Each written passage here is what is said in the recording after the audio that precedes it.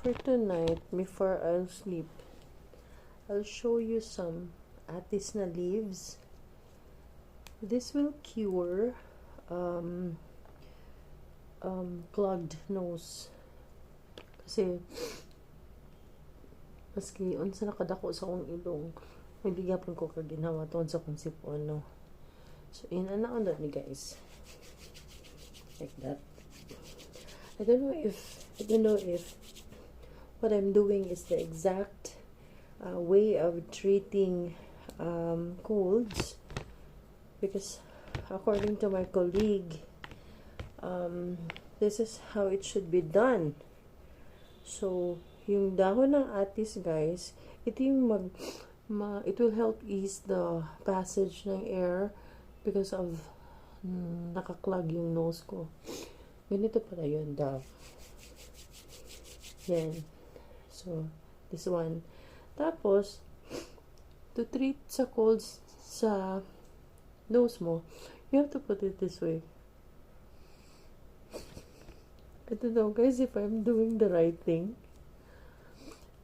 Please comment if I'm doing the right thing. If this way, this will really help me breathe more air through my nose. Ito na yung traditional way of treating clogged nose. Dahon ng atis na fresh, tapos ginanon siya. So, ito daw yun. The question is, can I sleep?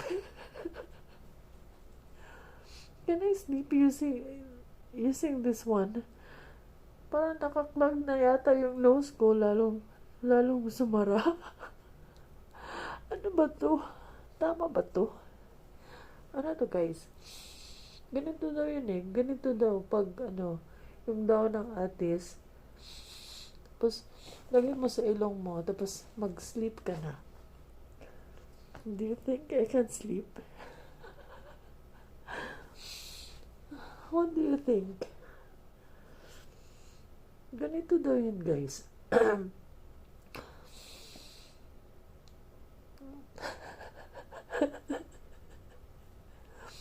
Please comment if this is correct, if what I'm doing is correct. Ganito daw yun eh. Para daw somehow mag-clear yung passage ng nasal ko, yung ilong ko. Kawawa naman yung ilong na pang pang ginhawa. Ito daw yun eh. I don't know if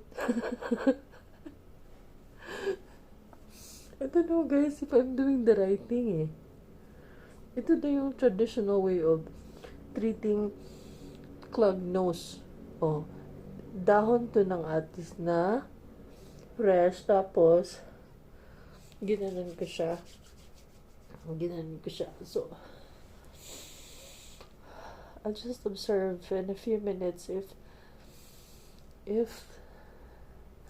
matitreat ba talaga siya.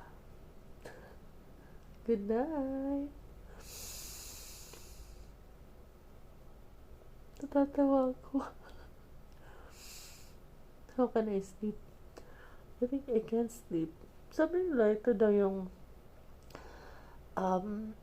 traditional way of treating clogged nose using dahon ng atis. So, ilalagay mo dyan sa ilong mo.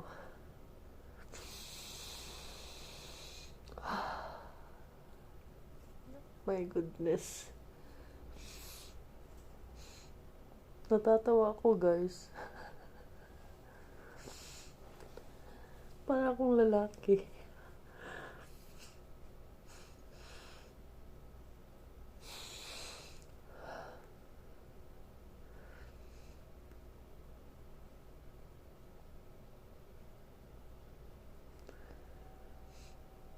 Bye.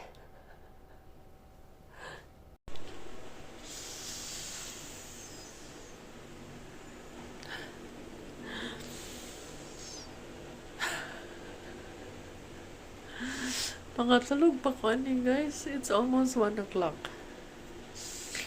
Di pa ako katulog.